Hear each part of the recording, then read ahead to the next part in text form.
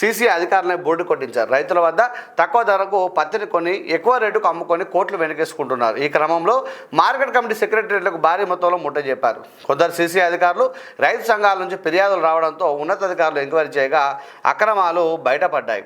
అయితే దీంతో 7 market సెక్రటరీలను suspend చేస్తూ ఉత్తర్వులు జారీ చేయడం 2 శాఖల్లో సంచలనం కూడా సృష్టించిందట.